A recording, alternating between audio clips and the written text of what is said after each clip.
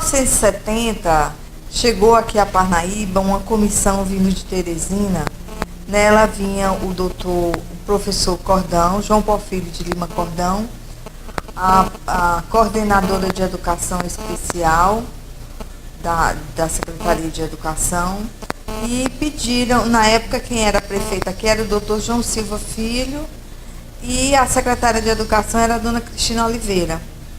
E eles pediram uma reunião para criar a PAI, para fundar a PAI. Então essa primeira reunião ela aconteceu no Colégio das Irmãs e com a presença de convidados. Eu lembro bem que estavam o senhor Antônio Sampaio, a minha mãe, Maria Amélia, conhecida como Gabi, a minha irmã Amparo e outras pessoas, o professor Cordão, a dona Cristina, estavam fazendo e fizeram essa reunião. Foi explicado o que era a PAI, para que servia e o que era preciso. Então, nessa reunião, que foi 7 de outubro, eles fundaram já a PAI e ficou como presidente o Monsenhor Antônio Sampaio, em 1970. E a Amparo ficou como a professora responsável para fazer uma pesquisa e matricular os alunos. E a prefeitura cedeu uma sala de aula de uma casa que eles tinham na Pedro II, que era à disposição da prefeitura, que era a casa dos estudantes. Era uma casa quando tinha jogos que vinham de fora e tal, e era lá. Então a escola era uma sala de aula, o fogão era um fogareiro, se usar com carvão, me lembro muito desse fato, e não tinha zeladora, não tinha nada, era só mesmo os alunos. Começou com uma turma pequena, era numa sala. No dia que vinha estudantes que eles iam precisar da casa, a escola não funcionava. Quando foi, isso foi em 70. Em 70, e nessa época, minha irmã foi para Belém, fez um curso, e voltou e continuou no mesmo jeito, na escola. Ela era noiva na época e queria casar. Não tinha quem quisesse a PAI. Já tinha mais outra professora, a Lúcia Daniel, e ninguém queria. Ela não queria ficar como responsável da PAI. E eu estava terminando o curso pedagógico no Colégio das Irmãs. E ela me pediu para mim ficar. Eu não queria muito não, porque eu queria seguir a carreira de artes, eu queria ser pintora, eu queria, trabalhar com artes. Mas a gente foi criada com muita união, a família unida, e a gente já desenvolveu o trabalho lá, ajudava ela na escola, fazia a parte de voluntariado, e eu fiquei, terminei o pedagógico, fui para São Paulo, fiz um curso de 6 meses e retornei. Quando retornei, a minha mãe tinha alugado uma casa, que ela disse que não queria mais aquela história da escola estar fechando, toda vez que vinha hóspedes. E ela alugou ali, perto da Mulher do Pote, uma casa que tinha sido do SESC, uma de azulejo. Então ficou lá, funcionando a PAI. A geladeira era um pote, as carteiras eram umas mesinhas, e assim a gente funcionava. E depois nós nos mudamos ali para a Praça de Santo Antônio, umas casas que tinham, e que hoje é o shopping Tarsila Brother. E aí nós fomos, o doutor Abreu já trabalhava e tal, com a gente desde esse período, né? Já era em 1973. Em 73, quando eu voltei de São Paulo, a gente foi para outra casa. Já era 74, a gente só passou um ano lá perto da Mulher do Pote. E ficamos lá. Um belo dia, nós fizemos um contato com o Rotary, e o Rotary construiu uma escola aqui nesse terreno, e doou para a PAI uma escola, uma casa, e o terreno era 10 metros por 50. A gente ficou lá na Praça Santo Antônio e aqui. Quando chegou aqui, nós compramos o terreno de um lado, aí ficou 20 por 50. fizemos um encontro de APAES, e nesse encontro veio pessoas de vários locais. E veio o doutor Odílio Costa Filho, que era um escritor maranhense, mas que ele era casado com uma piauiense, então ele gostava muito aqui da nossa cidade. E quem indicou para ele vir foi o ministro Reis Veloso, porque eu queria que ele viesse, mas ele não pôde vir, mas disse que ia indicar uma pessoa que era pai de um portador de deficiência. Foi ele que fundou a Pestalozzi também, o doutor Odílio Costa Filho, ele era do Conselho da Pestalozzi, e uma pessoa muito simples e muito humana. E ele veio para esse congresso, veio a doutora Sara Couto, que na época ela dirigiu o Senesp, que era um órgão federal de educação especial, e ela prometeu reformar o nosso prédio, porque o nosso prédio, ele era bem bonitinho, mas ele era todo de tijolo aparente. E ela recomendou que a gente fizesse uma reforma para ele ser rebocado.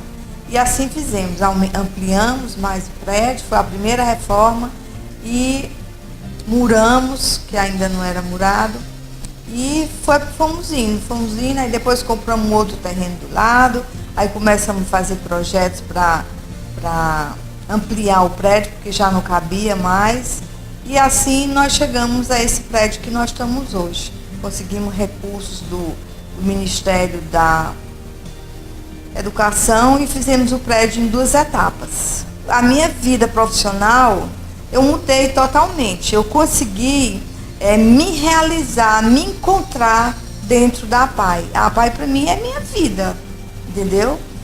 Os momentos que eu vivi para mim e tal, era com a APAE, porque quando a gente entra na APAE, parece que entra no sangue da gente.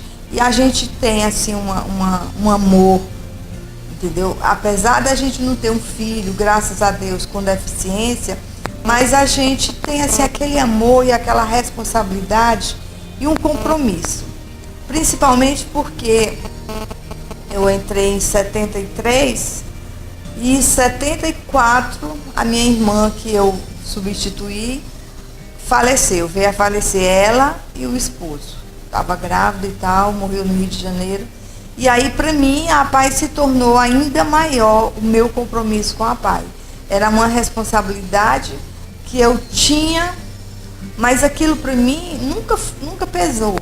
Sempre foi com muita alegria, sempre foi com leveza, porque a gente sempre dividiu as tarefas.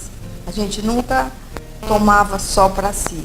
A gente tinha uma equipe boa, a gente trabalhou muito, a gente fazia muitos trabalhos voluntários, assim, por exemplo, tinha a exposição de gado, a gente ia para lá tomar conta do bar para poder angariar dinheiro, a gente fazia feiras na Semana do Excepcional, mas todo mundo trabalhava com a maior alegria. Depois, no final, a gente passava a noite lá trabalhando, mas todo mundo alegre. Nunca recebi um não de uma funcionária da entidade, de uma colaboradora, para dizendo que não podia fazer esse trabalho. A gente trabalhava sábado, domingo, arrumando as coisas, fazendo armário, fazendo material didático.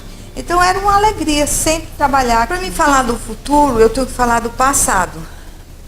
A gente participava dos congressos, dos cursos, e a gente via essas discussões que eu participava em todo o Brasil. Eu pensava muito preocupada, poxa, vai chegar um momento que nós vamos ter 2 sociedades, uma dos portadores de deficiência e o outro das pessoas ditas normais. Foi quando começou a discussão da integração. A pessoa não ia ficar mais a vida inteira na APAE. Ela ia passar um período e a gente ia integrá-la na rede regular de ensino. O que é um integrar? O integrar é a gente preparar o portador de deficiência e colocar na escola. Nós alfabetizava esse menino e levava para a escola. Mas essa integração era só de uma parte. Chegou um momento que já não não satisfazia essa integração, porque os meninos voltavam, era como uma bola, ia, mas voltava. Por quê?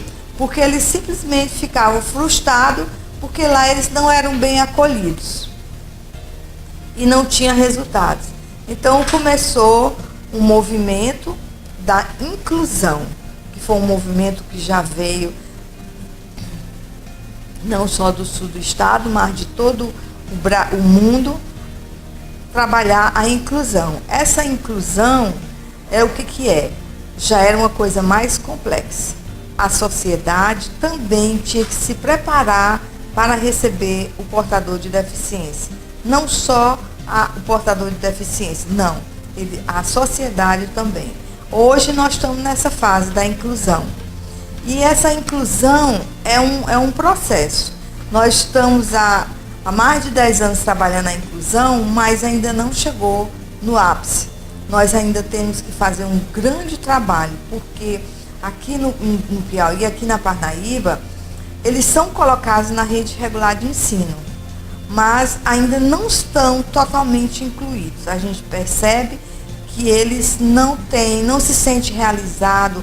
Muitas vezes as escolas não estão preparadas para recebê-lo, os próprios professores, então ainda não tem um ajuste, os colegas ainda não estão, ainda tem um pouco ainda tem preconceito, entendeu?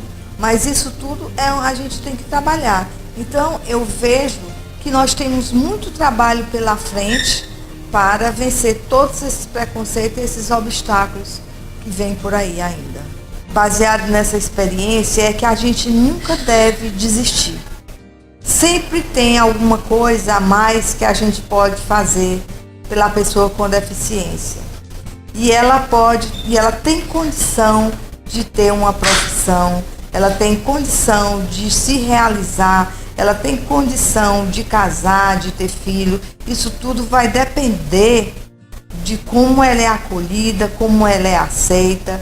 A família tem um papel primordial nesse resultado de vida da pessoa com deficiência. Então, gente, vamos em frente, vamos valorizar a pessoa com deficiência, que elas vão ser felizes também. E o importante é ser feliz.